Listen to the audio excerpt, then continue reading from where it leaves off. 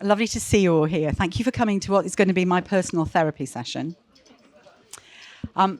We put this on because we at FFCC, along with many of our colleagues, have been thinking really, really hard about what it is we're doing to help the things that we care about cut through in this moment, in this time. When we're here today, and there's such a lot of optimism and enthusiasm and excitement all around the place, it's hard to remember that when we're at home or when we're working in our everyday lives, the sentiment doesn't feel like this at all. It feels quite angry, it feels fearful, it's very often frustrated. And so I've been starting to ask myself the question, am I, indeed are we, operating like the proverbial Englishman in France? If we think shout louder in English, that the Frenchman will happily understand us. Is that how we're operating when we're trying to speak to this government, these stakeholders at this time? And is it time for us to start asking ourselves more honestly, more seriously, what do we need to do differently that's going to really land the things that we care about and connect with the things that this government and stakeholders also care about?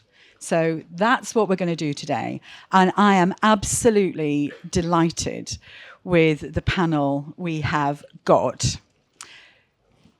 Emily Norton needs no introduction, but I will introduce her anyway. New chair of AHDB and Norfolk Farmer. Emily is not a person afraid of expressing her views on subjects, as many of you reading the Farmers Weekly will know.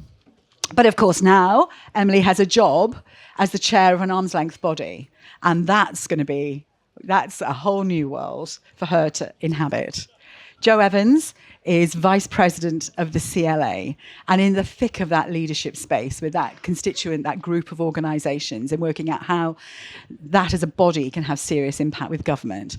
And we have a person who I don't think has been to Groundswell before, have you, Lee? No, first time. Yeah. I'm really, really pleased to have Lee Cain with us. Many of you will be familiar with Lee's name, sometimes known as one of the bad boys of Brexit, who was the communications director for the Leave campaign and then went into number 10 as Boris Johnson's director of communications. Now he runs his communications consultancy, Charlesby.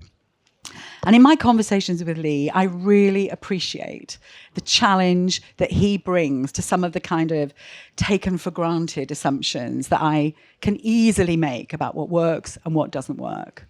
So Lee is here both as an expert and winning, frankly, communications strategist, and somebody who is more than willing to challenge and puncture some of the assumptions that we tend to make. So thank you for coming, panel. So let's start with Emily and then Jo. Emily, what's your sense of the mood, the vibe, the territory, the context that we're having this conversation in at the moment? It's a many-headed beast, and I think a very, very contested space.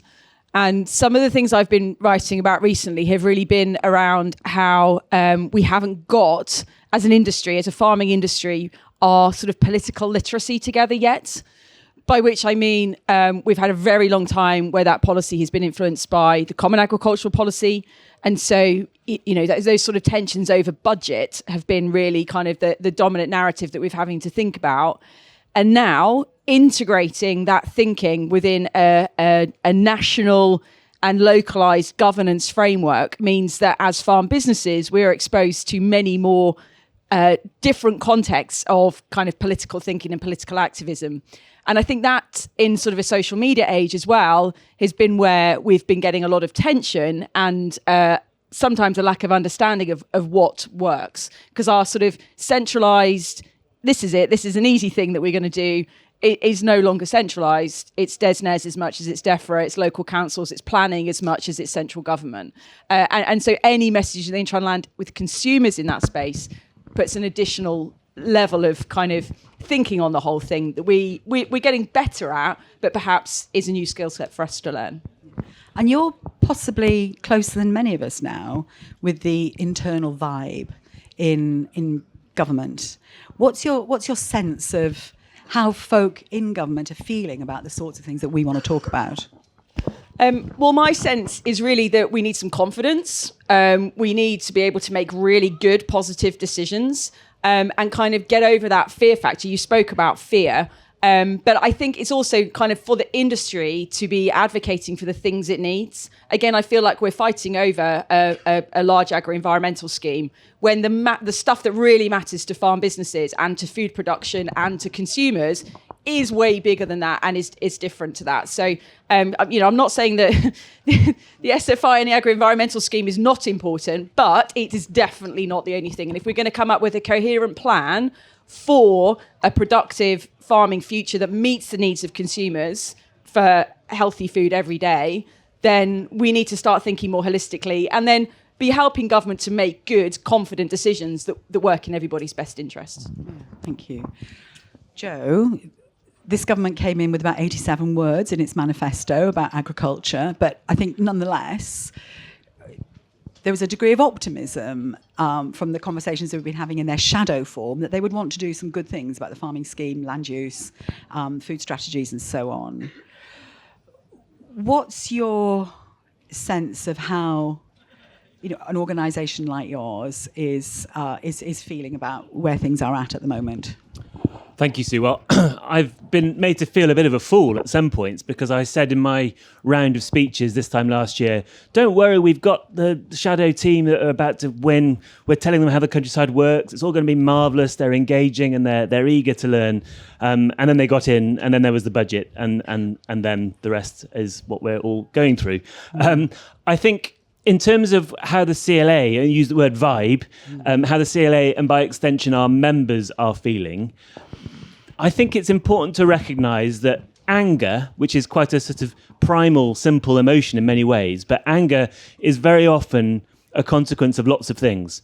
And I think that the number of policy changes or policy decisions that the government has made can rightly be interpreted as a sort of siege to some farmers, because you've got the short-term challenges around SFI and in my view, very poor communication, even though I can understand the reasons, but very poor communication around the abrupt halt of SFI and it not being really clear. Emily made the point around clarity, it not being really clear what their vision for the short-term outlook for the sector in terms of using the budget is.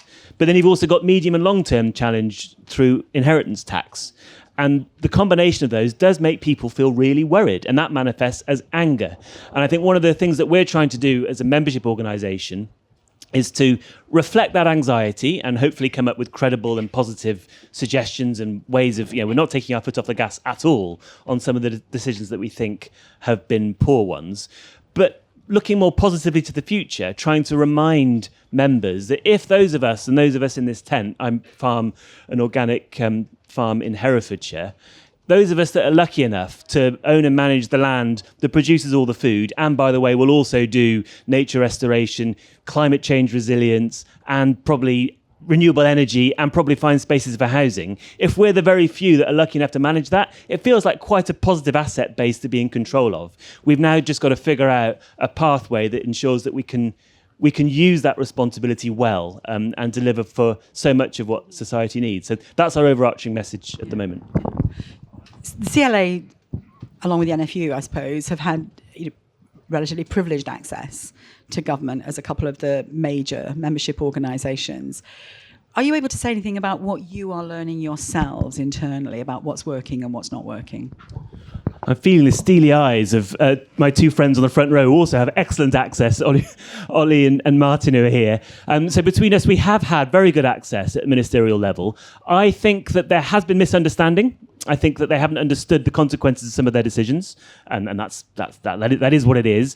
I don't sense there is conspiracy. I think there is a sentiment that we would love to think there's a big bad wolf behind all of this, trying to make our lives miserable. I don't think it's conspiracy. I do think in my engagements with ministers, and Victoria Vivian, our president's here, and we'll be meeting the Secretary of State later on today, I do think they're in the market to provide helpful solutions. I just don't think it'll be in the same way that it manifested in the past. I think it'll be less revenue support and working out what else government can do to help improve the fortunes for our members and society as a whole. Yeah, I'm just going to come back to you quickly, Emily, before I come to Lee. I think one of the things that I notice about the last year is that it feels like we have quickly reduced many of the arguments to quite tribal us and them arguments. And in doing that, we've kind of given ourselves all, the halo of perfection, and we've demonized politicians, this particular group of politicians, as this terrible other. And of course, that's not real. How are you working with that phenomenon in your role, bridging that relationship now, that gap? I was accused of being, I think, the champion cheerleader of the regenerative transition, which I think is utterly ridiculous because there are an awful lot of people here who've done way more than... Anyway, the point being that my answer to that is that in the future we need more. We need more of everything. This is not about one ideology winning, about it being organic or it being productivist agriculture. We need more science. We need more soil health. We need more of everything if we're going to kind of have this future that we need. Because in a post-fossil fuel world, in a resource-constrained world, all of the resources that we need as a society need to come from the land. And we need all of the tools in the box that we've got in order to be able to lean into that future positively. So sort of it's about finding those ways and those narratives and those ways of explaining what's going on that kind of get through some of that sort of naturally kind of the space that you retreat to when you feel threatened. I'm going to hold on to this idea because it makes me feel safe, and say it's absolutely fine, but we can all get better. And if we accept we can all get better and move forwards, there's space for all of this stuff in the future. It's not about one version of the truth. And so that's what I've been very, very clear to advocate for, is that we need all of the tools in the box, all of the production systems, all of the thinking, and all of the innovation in order to be successful in the future. Thank you. Lee, so you've been in the thick of it inside Number 10 and other places besides. How does a government decide what it cares about and what it's going to focus its attention on? I think there are broadly political necessities that decide much of the agenda that you shape. So, when you come into, as a new government, opposition is very easy, sort of tell everyone you're listening and all that sort of thing. And, you don't have to make the actual core decisions and things. When you're inside Number 10, every challenge that comes through the door, every issue that you're dealing with is incredibly difficult. It's normally sort of policies of 50-50, one side or the other, on all sorts of things, all very hard, because if it wasn't very hard, it would have been solved somewhere else along the way. So you've only got the most difficult things. And you broadly have the challenge is to sort of deliver your sort of parliamentary party and the sort of issues that sort of ideologically people will have been wanting to come forward with. You have the sort of larger voter constituency, depending where you are. You need to take the public with you, which is often very much overlooked as a key driver in terms of policy and policy development. And then you've got your sort of key different constituencies as well that you're sort of building through. So it's sort of navigating through these issues. We can see this week on the Welfare and Reform Bill, you have something which, you have a Prime Minister and a Chancellor with a huge majority determined to, make savings, which they seem is necessary, but they have not been able to take the parliamentary party with them in quite a substantial way. And that kind of misjudgment will have huge consequences now going forward. So it isn't just a case of influencing a department or a minister or even the Prime Minister. There are all of these different, these different issues at play at one time. And it's just about building, and a lot of it is building that story and building that narrative to try and create the sort of change you want, which often won't come quickly. And you've got to really build the reason of why the decision makers and the policy makers should care, and why often one of the core things is how can we help you in government solve a bigger problem? How can we make your lives easier? Most people come through the door with a set of problems and want government to fix their problems, understandably, but so much can be done sometimes with actually we've seen you have a problem. How can we help you fix that issue? Say a bit more about the relationship between, let's call it leadership and followership. to what extent does government come in with the intention of leading, or to what extent do they come in really in hock to focus groups and as I sometimes say, looking for the parade and rushing to the front of it? What's the relationship between those two phenomenon? There's often a serious misunderstanding about how things like polling and focus groups are used within government. They are not tools to create policy. You use a focus group to sort of test your thinking on policy, because if you can't sell your policies and ideas to the stakeholders you need to, then they're dead anyway. Yeah. So you need to be able to understand, okay, what elements of this policy do people like? What elements do they not like? How do we mitigate some of the challenging measures? What's the best way of framing that conversation so we build the broadest possible coalition of support behind it? Yeah. So you wouldn't use and say, X amount of people like Y, so that's what we'll do. It's you make the decisions that we're going to pursue a policy, but how do we get the majority of people we can to support that? So it's more how you utilize focus groups. So let's cut to the chase. In your analysis, what does this government really care about? What are the things that it absolutely wants to deliver and be seen to be delivering in the next couple of years? I mean, still the number one issue is the cost of living crisis. I think it feels like it's tempered down a little bit from the last few years, but I say I spend a lot of time in focus groups, and that is the number one thing people talk about. And I think when you're talking about food production, high quality food, high value food, that there is a conflict I would imagine within government that will feel we don't want to put any additional costs onto people's shopping baskets, because that will be hugely damaging to us with the electorate, because it'll be played if you're not thinking of the people in particularly those struggling to get by. So cost of living is a huge challenge. Also, more and more immigration is moving up the agenda as a massive issue again, and of course the NHS. As a sort of challenge, that's broadly the things in number 10 and number 11 they will spend the majority of their time focusing on. So how those interplay with other policy areas. If you're, say, in a cost of living crisis, if you're coming up against that space where you're looking for further investment, or something might impact on the cost of the consumer, it's in a really difficult environment to make that case. So you have to make a really, really powerful argument in order to take people with you, and be that place of we can take the public with us on an issue. We being able to explain the reasons for policy issues and help them understand that something is politically viable if it's presented in the right way. I'm going to come back to you two in a second, but I'm just going to follow that through a little bit more. So one of the things that I find over and over again is that many of the other stakeholders to government, what we might call the big food lobby, what I often call the big food lobby, the kind of established holders of power in the system, who are actually the beneficiaries of the way things are working at the moment, by and large. And what I see them deploying really, really effectively in their advocacy and their lobbying into government is that very argument, the cost of living argument. Yes, Minister, all this is great, but we would have to put prices up, and you do not want to be the government that presides over further price increases, even though prices have already gone up a lot for other reasons. So what are the tactics that, frankly, underfunded organisations, like probably most of us in this room, can deploy when we are seeking to make arguments which are different to the extremely well-funded other stakeholders who are also influencing government? I'm always a big believer of swimming with the tide when it comes to creating change. We can see, this Labour government is very interventionist, particularly around health policy.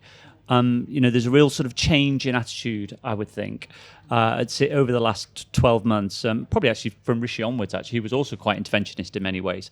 Now, if you were looking to make the case, particularly around food, I think, if we have a nation that is eating substantially better, there are a lot of potential medium-term savings for that. So we look at the cost the NHS is one of the biggest costs we have in this country. It's expanding every year. People feel that while the money that goes into the NHS is increasing, the outcomes aren't getting better. This is a huge political challenge. And to be able to look at ways actually where we can reduce that cost burden on the NHS is a huge political benefit. Now, being able to, again, there's a bit of sort of jam today and people, again, the incentive structures for politicians are obviously shorter because, you have to face an election every 5 years. So, that focuses minds on a short-term solution, which is not always helpful. But I think there is definitely a case to be made of making the benefits of that sort of, farm to fork kind of language, looking at how we can improve health benefits and reduce the burden on the taxpayer and overall save the exchequer money, because it wouldn't need to go into a lot of these treatments, when people are suffering from ill health or from years of poor diet, and all of that can be resolved. Yeah, thank you. So, Joe, what do you make of what you've just heard from Lee there?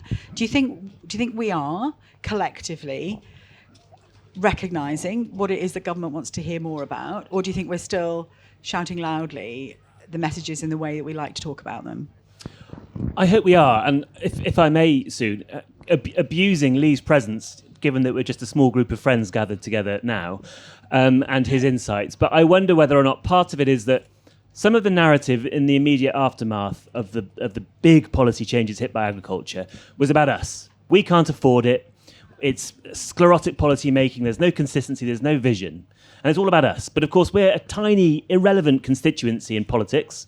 Very few Labour MPs rely on our vote.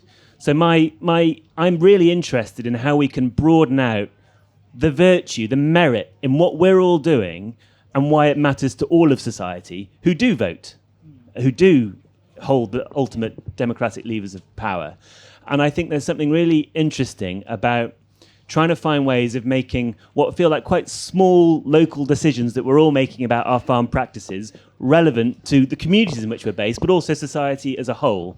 So I don't know if Lee, you're able to give us any tips on how we can do that better, because that's the truth of it.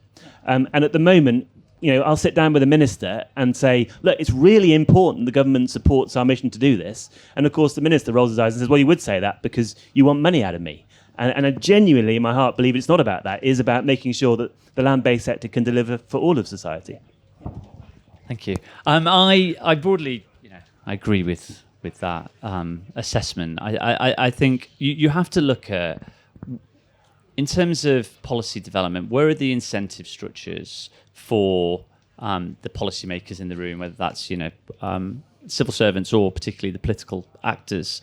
So where are their incentive structures? How do you influence those incentive structures to create change? So we've had clients from across different areas where we will utilise public opinion in particular and the media in order to apply pressure on policymakers to change course. This, as we can see, despite the large majority, is a government that will change if the pressure valve is adequately pushed. But and I think you're right. Traditionally, again, this government isn't dependent on the sort of rural community in the same way as other political parties would be as its core coalition. So it does make it much more difficult. But I always think public opinion is the key driver of change in government. Sometimes that can take a long time to come into fruition, but people think in simple stories, and being able to develop and articulate a simple story about why a sector matters, what it contributes to the country, the difference it can make, and to be able to build the largest possible coalition of people using those sort of simple stories and developing that sort of campaign strategy will eventually create change. But it's got to be able to resonate. It has to chime with where the public are, what they feel, what they think. Often people sort of I think there's also a challenge where every sector thinks their sector is the most important. Obviously, because everybody's passionate about what they do and there they are. But for government, there are certain fiscal realities which you also have to interplay. So again, it's what is our moral story that we're telling that shows that what we're trying to do is important. It should be listened to, and that we can take as many people with us on that journey as possible. It's a difficult thing to do. Yeah, Emily's in the middle of that challenge right now in both persuading government of the importance of AHDBs, but also persuading farmers that the organisation can really effectively reflect and support farmers. So how are you navigating that real, is it attention? Is it ever attention, or is it an opportunity? Is it ever attention? Well, I think it will be attention. I mean, I've been doing the job for a month, so give me some time to kind of work out where that kind of like lands and sits. I think thinking about some of the work I've been doing previously to that, though, and how you're going to get those messages to land in a broader sense. And it's sort of finding that commonality, I think. And actually, I know that there's a space for public communications professionals, but ChatGPT is unbelievably powerful at this stuff. So ran some like quite complicated academic messages through and says, how do I make this appealing to a swing voter in a marginal Labour seat who might be thinking about voting reform, for example? And thinking about food systems transformation, which I know is, the topic closest to your heart, and some work that I've been doing, before doing the current job. It says stronger farms, healthier families. And I thought that's incredibly powerful. And I love that. We all want that. We want stronger farms and we want healthier families. And that is very consistent with all of the features that we're advocating for in terms of access to food, food affordability, our ability as farms to continue to produce food that allows us to reinvest in the capital base, whether that's natural capital or manufactured capital, to keep things going. There's that sort of circularity of it. Plus, it plays into this health narrative that like links through to that future piece, where if we're all singing off the same hymn sheet, it should be very beautiful. Yeah. But articulating the positive vision in a simple way of what that looks like is the key challenge. So that wasn't me, that was definitely ChatGPT, but I'm fully endorsing it. Yeah, I mean, it's 4 words, not 3 words, Lee, so you would discount it, wouldn't you, presumably, with not being the 3-word slogan. But so 2 more sets of questions from me, and then we're going to throw it open to the audience. The first question from me is kind of moving out of Westminster and into those other kind of sites of power, perhaps arguably increasing sites of power, the mayors and the regions. Now, one of the things that I think we are good at in our sector is being in our places, being in our communities, in our places, and connecting with other institutions and places. Where do you see the role of regional sources of power, the mayors and the other regional structures, increasing devolution to regional sites of power? Do you think they're an asset? Should we be focusing more attention there? I think undoubtedly, policy broadly is still very driven in Westminster, but we can certainly see that there is a growing weight behind, particularly the sort of the mayoralties. I mean, I found in COVID, so much of our policy ended up getting shaped through those conversations with the mayors, and I think there's a real case for increasing devolution anyway. So I think it's a really powerful way to get good third-party voices, good advocates. I guess it's just ensuring that where those particular individuals be situated, because a lot of it's quite metropolitan, and is some of the challenge. But I think it's certainly a great way to unlock the conversation further. I had a great conversation with a person who is in this room, actually. I won't embarrass him by pointing it out. But in his role as a board member of a big institution, he said his focus right now is not just about the rural community that he is looking after, but how he can explain how they feed the big metropolitan areas that are right next to them. So instead of looking to his own world, he was looking very, very, very clearly at the customers, the recipients of the work that he does. And I found that very interesting. Joe, your organisation is really well rooted in your regions, in your places. To what extent are you starting to turn your attention to those local kind of power brokers in places? Yeah, well, our president often makes the point of acknowledging how important working with local authorities has to be for our members, because, as you say, they are where they are. They are rooted in regions and in areas. I think there are different strands, because you do need a national picture to set national policy around, for example, agricultural policy. What's so critical, though, is working within local authorities or within the moralities to talk about the local things that have been devolved. So things like landscape, local LNRS, nature restoration. Is that what it stands for? Recovery strategy. Sorry, you know what I mean. They are so important that they're driven locally, and we do hear very patchy success of local authorities proactively engaging with landowners to deliver credible LNRSs. So I think in those respects, it is really important that we continue to work with local authorities. And the other thing I want to mention is around planning.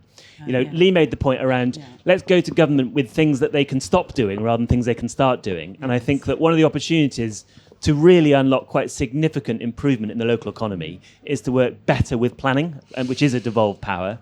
And that does need to be underpinned by a national framework. But I think it wouldn't be a CLA meeting if someone didn't complain about some dreadful planning scenario that they've encountered, because it genuinely is so often a really significant blocker that can put you backwards in terms of moving your business on, either for commercial reasons or for environmental reasons. And it's very frustrating. I think there's... No. Okay, I know. I'll be nice. No, I think what I was going to say was around like devolution, and actually the food system is devolved to individual level. So I was thinking this: if you work for a supermarket, you would be judged every single time somebody comes in to spend money with you as to whether they like you or not. Are you meeting their needs? And I kind of think that political cycles being 5 years, you get voted on every 5 years. Within the food system, how people are showing up is instant decision. I like that. I'm going to choose that. We've devolved all of this power to consumer level, and so we sort of tend to reflect on that and go, well, the system is broken. And I kind of think, I don't know, I hear that kind of narrative a lot. This is your personal therapy session, and this is the point I would challenge you on. Like, it can be better, obviously, but I want to push back on this narrative that it's broken. Farmers do this unbelievably good job of, and the food system more broadly, of delivering choice to consumers. That's what we've been asked to do, and we do it at a price point that's affordable. So I want this to be a yes and conversation. Yes, we do all of that, and we can get better. We can now incrementally improve towards a better destination. And I think if we start from this narrative of things being broken, it sort of belittles the fact that all of these individual decisions get made every single day by people who have a lot of other priorities, right? And like we've got to sort of say, meet them where they are, and then empower everybody to kind of like move in a direction that is healthier.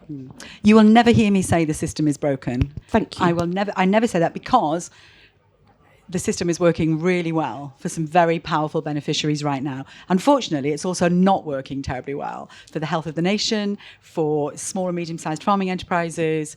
It is not working for emergent businesses, for businesses who want to be doing the right thing. So it's not a broken system. It's a system that's working for the current, if you like, the powerful actors currently who kind of don't want it to change, because it is working pretty well for them. So we've probably got a bit more to say about that. So my last question, I think I'll just come to Lee on this, because I know Lee's got quite a bit of expertise, and then we're going to open it up to the audience. You were saying earlier, Lee, that it's really important, if we want to see big changes, we have to start with helping to frame a story for citizens, for the public. We need to make sure that the public understands what it is that we're kind of caring about. We have to understand what it is that the public cares about, and we have to really connect our concerns with public concerns. So where is the public getting its information from these days? Where is it getting the kind of data on which it's building its opinions? Yes, so my company Charlesby, we did a report earlier this year called Talk to the Nation, which is the largest single study on news consumption in the UK. And the trends, we've been doing that for years, and the trends you can see are quite clear. There's a real shift, as you would expect, towards social media and social media consumption. So Facebook was the primary place where people got their news from now in the UK, overtaking the BBC. right at the top 10 areas where people consume news. 6 of them were social media sites, a huge growth within the visual media platforms, things like Instagram and TikTok, far more prominent now. Whereas there wasn't a newspaper in, I think the first one was 18, which was the Mail, and also with Mail Online. So you can see there's this huge shift from where we had a very dominant traditional earned media kind of space that has now changed to being broadcast and social. And I expect social within the next few years will be totally dominant. There's also, I think people are moving away from institutions and they're moving more towards individuals as they're sort of consuming news information. So obviously seeing the rise in podcasts, which are becoming a bigger thing. One of the areas which genuinely I was very surprised by was the entirety of Radio 4's output on news was sort of 13% of people said they got their news from Radio 4, where 10% said they got their news from Joe Rogan, which was a fascinating stat, and it was the one that we sort of checked a couple of times because I thought that feels off kilter because it's all of Radio 4's output. It's not just the Today programme or such. It's the whole lot, Watto and PM. But when we did some focus groups and we looked into a bit more depth, and I should also say it was during the American election, so you're going to get a slight swing at that point. But what I think is happening is people would, they'll see, Joe Rogan's interviewed Donald Trump or Elon Musk, whoever it might be on the show. They'll have seen that information on TikTok or Instagram in a really tight 30-second clip. Where Radio 4 wouldn't be very good at that sort of cross-pollination of news. Yeah. So again, it's how people consume it is so different, and that is framing so much of the information that they're seeing in the environment way. Even I won't whittle on as I could about this for ages, but they even the type. So if I was looking at I really want to find out about what's going on in the Middle East, then I might go and buy the Times, the Telegraph, because I want to very actively be informed about that issue. I will go and buy something and I'll read it, whereas for a lot of people, particularly that sort of under 35 demographic, you might just be scrolling through TikTok or Instagram, and that information will be in your algorithm. You'll through it, and you'll be informed passively through just seeing it. It'll present your whole view of the world. So for communicators, it's a really interesting space now, looking at, okay, how do we deal with those challenges with people that we're trying to saturate our message in places where people aren't actively looking at it, and it's so fragmented. The strategy development of messaging is the same, but executing that is much more complicated environment now and takes a lot more skills and a lot more thought. One more question from me. So how do organisations like ours get in amongst that algorithm? I've just listened on Audible to Careless People, the whistleblower from Facebook's account of how it kind of works from the inside. And frankly, it's a bit scary. And I don't even know where we would start to step into that space to be able to locate our messages really strongly and really powerfully in those media. Where do organisations like ours start? Yeah, I mean, firstly, I don't necessarily think it's a bad thing what's happening. I think we're seeing a sort of democratisation of information. And I think while there are perils ahead, I think there's also a lot of opportunity and positivity, which we can go from it. But I think all organisations should firstly look at, from the strategic point of view, you need to find out sort of what to say, how to say it, and who to say it to in order to build your sort of coalition. Doing that insight work, looking at, what people think of sectors, why they think, what elements of your argument should be elevating and all of that, and develop a narrative and key messages. That element should remain the same. The difference, I think, is looking at how to execute it. And, I believe basically organizations need to sort of, do everything and be everywhere all at once. You can't ignore sites or platforms or channels. I think you just have to be clear of who you're speaking to. For example, if you were still predominantly speaking to policymakers, then the traditional news is the best way to go. The Times, the Guardian, the BBC, they're still, very heavily read and focused on by policymakers, and that's where you need to be. If you're looking for a sort of more of a larger behavior change or just, mass information campaign, then you do have to be across social channels, and you have to look how you take your message and make it engaging and make it shareable content. And, whether that's through, even if you look at what's happening in the White House, where they've got influencers and all sorts of things coming to the press briefings, people who know how to share a message in a way that is reaching a whole new generation. So people just have to be more thoughtful. It's not just a press release and put things out anymore. You have to have content. You have to create great content. You have to, you have to be able now to communicate in a 3-hour podcast, but also a 30-second TikTok, and be able to do those two things with message remaining. So it's a challenge, but I think it's, a lot of it's just in the execution, often just thinking about it and how you're going to do it and making it part of your communication strategy. And that can be done, from bottom up as well as top down. It doesn't need to be, hugely expensive. You can do these things more organically if you have the issue and you chime in with people's sentiment. Okay, thank you. Questions from... Thought there might be. You never did that at school. Go on then. Right. And then we're going to come down the front row. Better stories, smarter politics. Let's just turn this on its head a second. So there's a certain generation of farmers wishing themselves not to be here by April, which is terribly sad. And how can we turn that round? So if you were the cabinet sat on the stage now, what would be the better story to tell from the cabinet point of view and the smarter politics you'd use to do that? I'm going to take a few questions at once, okay, just to make sure we can get them all in. So we'll have Glenn and then we'll have John on the front row, and then we'll take those and then we'll go back to the... Hi, great session. Glenn Tarman from Sustain. Exactly the kind of conversation we should be having. At 1:00, we've got the 1 year of Labour event that we've co-organised. We're here from the Secretary of State. We're kind of thinking, how do we be smarter about what we can achieve in this Parliament? It's exactly the project that these conversations are about. I wondered, though, to what extent we should be thinking about 3 years hence, when it's not 1 year since, it's 1 year towards a new election, a new political dynamic. Can we even be thinking about that? What are the political fault lines? What compacts do we want? Yeah. Is it even possible to start that project now alongside these other two? Yeah. Thank you. Thanks, Glenn. John? This might be similar to Ollie's question, but we have been picking some fights because of the decisions that the government have made over the last few months. But have we been picking the right ones? And I'd really want to ask the panel to answer on a personal level, probably apart from Lee, about what fights should we be picking and what kind of political literacy do we need to pick those to have successful end games in those fights. Brilliant. Thank you. Let's start. Let's pretend that you're in the cabinet or that you're advising the cabinet. Let's start with you, Emily. What would you be saying to really land with the cabinet right now? And the cabinet, you said, didn't you? Not just the Defra Secretary of State. Yes. Yeah. It's a really challenging question, because if I was in the cabinet, then I would probably not believe what I believe, and I'm not allowed to believe stuff.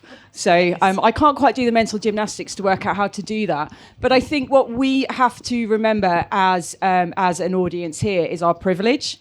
And I Googled this quite a lot. If you have more than 480,000 in net assets, you're in the top 10% of society. So I think... there is a danger that in articulating some of this stuff, we come across as being quite privileged, and we are perhaps not leading with some of those issues, which, when the cost of living is the government's primary concern, I think that sometimes perhaps that messaging has not landed in quite the right way. Whilst it's incredibly important, and I'm not belittling the issue that you're highlighting at all, I think the bit where we say this is going to make food production more expensive, we need to be reinvesting in businesses in order to make them profitable. We need to kind of fix the economic model that's going on here so that we can continue to produce food affordably. It's beginning to play into that narrative. But like I say, this is tricky. And the comment I would make, and in direct response to John as well, the personal side. I am feeling very empowered as a CLA member to feel attuned to the very challenge that Ollie has just put forward. My own family farm, my 78-year-old father with Parkinson's, we are in the crosshairs of IHT in a very brutal way. I have witnessed the Secretary of State being challenged very robustly on the human impact. And I don't think it would be fair to say there is lack of care, but I do think it would be fair to say that the stock response of, well, the industry needs to get professional advice and work through, is the one they are churning out. And so my response on what the smarter politics would be is to take it away from the absolutely crippling reality of the unaffordability for some farmers and move it to why the topic matters more broadly for delivering this government's ambition. And so being able to join the dots between some of the policy decisions and a bigger picture around economic growth, or the stifling of, the lack of confidence and hope in the rural sector when there is so much hope and prospect of being able to do more with it, for me, is the politic way of doing it. And I say that advisedly because I'm not, as Emily's alluded to, I'm not indifferent to the human impact. But I also think it's really important, and I've had heartbreaking conversations with members, but my line, and I take inspiration from our president on this, that it shouldn't be the burden of the elderly. We are all in this together, and we will find a way through. And there will be, brutal decisions that might have to be made around bits of land that need to be sold if this tax pervades. And that's not to say that we're in any way taking our foot off the gas and trying to explain why it's a regressive policy. But I think it's really important that we don't allow the burden of that reality to land on the elderly and the sick, which is sadly where so much of the burden is currently sitting. Now, you see what you did there? That was a lovely little reframe just right in that moment. Well done. Good work.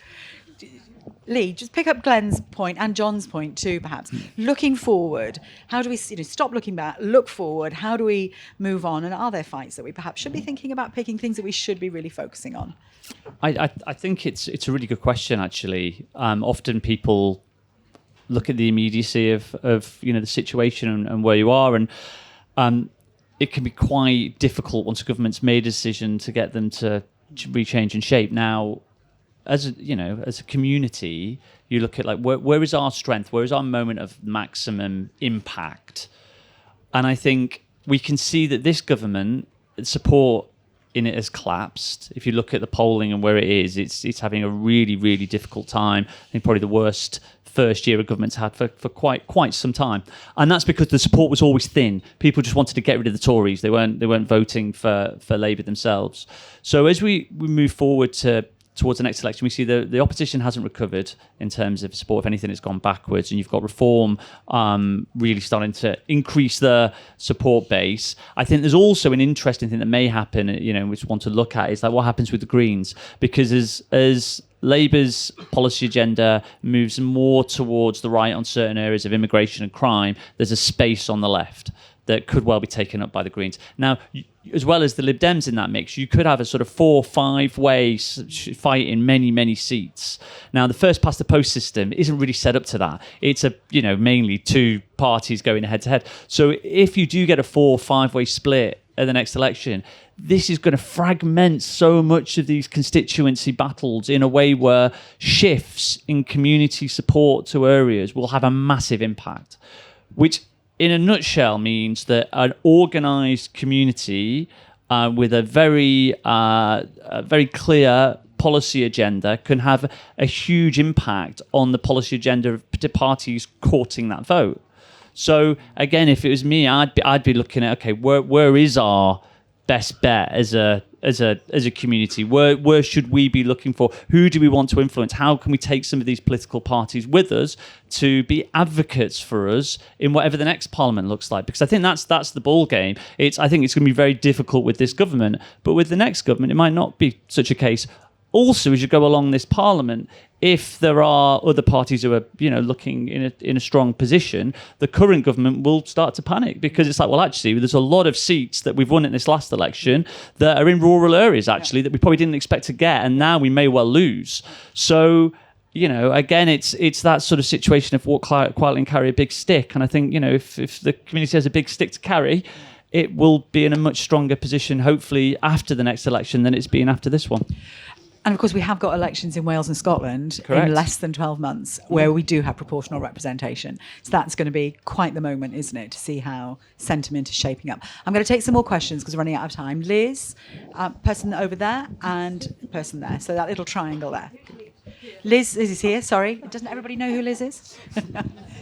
Thank you very much, Sue. And it's a really important conversation to be having now, and really timely, and thank you to the panellists.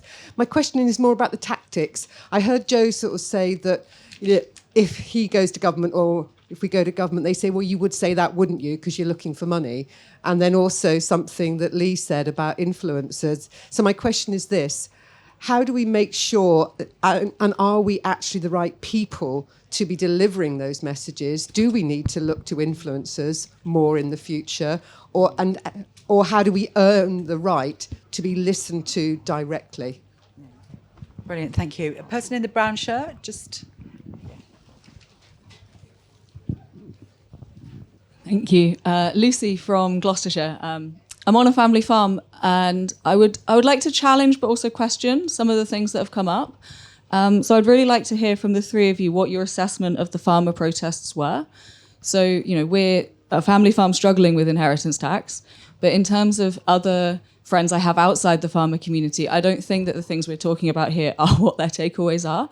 I think they saw a farming community that got very light treatment on their protests, rather, other protests in London are having a very, very, very different approach. And I think that was something that the farming community maybe isn't aware of and just blundered into. And it makes them look very pally with government, even if you're saying that you're not listening, that, there are rifts that you're not used to. They saw people driving around in machines that they could never dream of affording, that cost more than their houses. The number one takeaway that my friends had was that it was really funny. A tractor got stuck on on a one-way street in Lewisham, and it caught the tail back. Like, what? And I think in this room, there are people that I recognise and I know, and I'm part of this community. But the fact that we're answering questions and everyone knows everyone on first name basis, like, who are we talking to understand past our own community that is small? Yeah. I hear you. Good questions, really good challenges. And it does, I think, it is incumbent upon us to be asking better questions of people that, maybe are not the ones that we will see every day up the pub. And I think, I walked up and down Whitehall on the days that the tractors were there, and it felt, and, I knew many of the people in them, and I felt hugely uncomfortable. It just felt wrong in every sense of the word. Person there in the check shirt, take one more question, then we'll let the panel come back. And then I think we're going to have to also have wrap-up lines from you all. So when you think about your big finish. Hi, Nick Hindle, First Milk, the Regen Co-op. Question on behalf of current and future regenerative farmers. Want to get your view on, rather than having conversations with government about what we do and don't agree with, how do we come together on their behalf to have conversations about what we offer, the shared value that we bring, to be a solution-oriented community, and who is best placed to do that on our behalf other than ChatGPT? Shade. Okay, let's start with Emily. It was a useful tool. I mean, it's not doing the lobbying. I think that there was a bit of a theme there, wasn't there? Who are we talking to? How are we talking to them? Who are we listening to? And how are we reflecting that diversity in our conversations? Yeah, I mean, I love the solutioneering. I love going in with solutions rather than challenges. I think we've all reflected on that. When you're trying to get bandwidth, like, too often it's too complicated. And farming is in food farming, the entire thing, so complicated. So how we are encouraging our political leaders to make good decisions, I think, is the key thing we need to unlock. So keep it simple, keep it clear. How we bring people together, I just think, is through finding that commonality and through building trust. I think far too often there's a big lack of trust piece at the moment. So that's about organisations like yourself, Sue, as well, who can really bring people together with disparate views and say, what is it that we all agree on? I think my reflections on that, and thank you very much for the challenge from my neighbour in Gloucestershire, and I'm very aware that we have some of the organisers of those protests here in the tent with us as well. I do think they served a purpose in that they brought front page media attention in that moment to the strength of feeling. So there's merit in that, because then all the other more sort of, dare I say, considered asks, the solutioneering, the positive asks, had potentially a better platform from which to start. And I also think, and this maybe is a little bit indulgent, but I also think that there was such fear and such anger and such a sense that that farming needed to vent. And it was a way of expressing that I think helped bring farming communities together as well. So in that, I think there is a place. To the lady who challenged on the tactics, I mean, I think one of the things that we've got to do much better, and I appreciate the hypocrisy of this as I'm sitting here on the stage as Vice President of the CLA, but I think we've got to be far better at forming alliances and standing back and not taking credit for things. So, for example, one of the pieces of work that we're doing, he says completely contradicting his own point here, but is helping inform rebellious Labour backbenchers as to what the impact of some of these policies would have, and then leaving them to it. Because it is so much more powerful if a bunch of rebellious Labour MPs talk to their colleagues. And similarly, new alliances with ENGO. The CLA has got alliances with some of the ENGOs and organisations like the Tenant Farmers Association, where we haven't always been on the same side of everything. But actually, on topics of business property relief and environmental recovery, we're in violent agreement. And so sometimes these messages that are exactly the messages that our members are articulating land better if they come from someone that isn't seen as quite so vested. And do you want me to make my final comment as well as you're Not wrapping yet. up? Okay. I'm coming back to you. Lee, just pick up those particular points there, and perhaps particularly pick up Lucy's point, which was, because Joe, I think, has answered the point about how we talk better to each other, to us in our gang. But to what extent do you think we are talking effectively to people who do not see themselves in this world and who look in at our world and think, we just see privilege? So how do we connect more effectively in a wider set of constituencies, and who can do that well for us? Yeah, I think it comes back to that ability to tell a simple story, to be able to articulate why the support is needed for the community, why the changes, why the budget was so bad, and being able to resonate with those who are also having a very difficult time of things as well. I think that's entirely right. And I think having great sort of third-party voices and advocates who can broaden out that sort of message is super useful. I think you've always got to be careful with sort of third-party voices. Sometimes very high-profile people can be more damaging than helpful. I mean, I remember during the referendum cases, there was the Remain campaign had a huge amount of celebrity endorsements and things, and actually what they served to do was almost help elevate our message of, these are people who aren't going to be impacted and are actually quite wealthy, and we're on the side of the more of the sort of working people, etc. And they just elevated that difference so that every time they're out, it's actually counterproductive. So you do need to do quite a bit of work, I think, when you are looking at who are going to be the advocates for our community, who are going to put as the poster people, who are going to be in the papers, and all those sorts of things. It's not always just because someone's got profile. It's not always a positive thing. You need to do the work around that as well, I think. Brilliant, thank you. Okay, last few words, sentiments from the panel, and I mean, in the spirit of my therapy session, what have we learned? What should we be learning from this conversation? Both, how we've been talking about what the challenges are, what the opportunities are, the sorts of questions and challenges we've had back from the audience, and most importantly of all, what are we going to do now as a result? What should we do now? Positivity, confidence, but also grounding this conversation in day-to-day reality of how our consumers, our people, our ultimate customers live.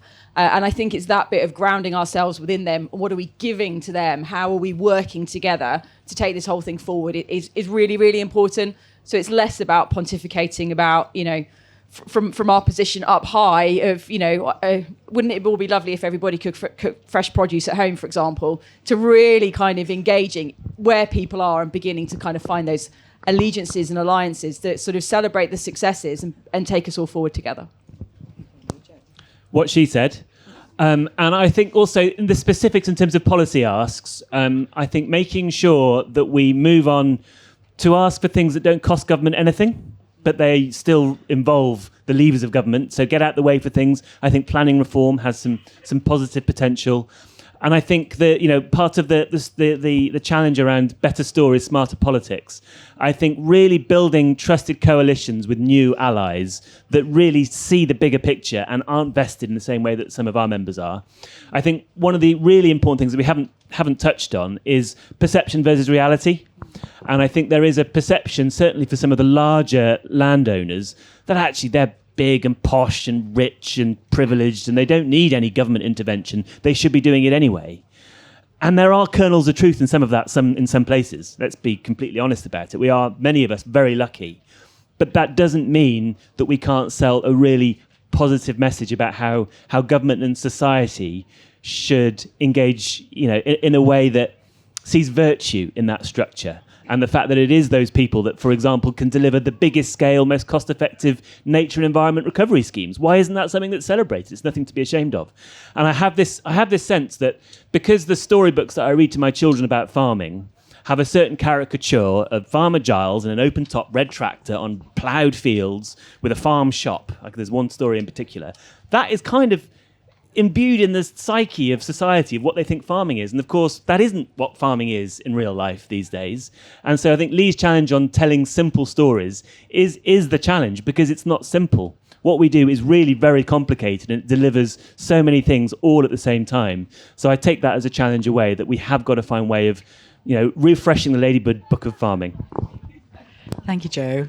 So Lee, I'm making available to my friends, my therapy colleagues here in the room, many, many years, decades of really solid experience that you're bringing into this conversation. What would be the key messages, using your own devices here, what would be the key messages that you would want us to take away? And if you've got a 3-word slogan for us that you think is going to land, that'd be great. Thanks. I've got time to chat GPT. I think I'll outsource it to a large language model. I think coming back, the more sort of thought going through, for me, I think you look at where are the opportunities, and I come back to the point we were sort of saying earlier on, which is, I think, if you have a large community and a fractured electorate and multiple parties, I think there is a huge opportunity, as they say, grab them by the balls and the hearts and minds will follow. And I do think, to be that sort of united one voice, I think I'd be looking for the opportunities towards the next election, and like how to build those relationships now, and to come back to being more of a sort of powerful voice within the sort of electoral conversation, which I think probably the farming community isn't so much at the moment. It is, it's not one of the primary concerns as it probably was sort of 20, 30 years ago more so. So I think how do you make an asset of what is going to be a very fractured electoral system? I'd sort of look through those. No 3-word slogan. Sadly not, no, afraid not. You have to pay a fee for that one, Yeah, clearly. exactly. That comes with cost. Thank you, panel. Thank you, Emily. Thank you, Joe. Thank you, Lee. Really appreciate your contribution and your honesty and your openness and your serious reflection on what's working and what's not working right now. I think it's what we all need to be doing. Really grateful. Please thank my panel.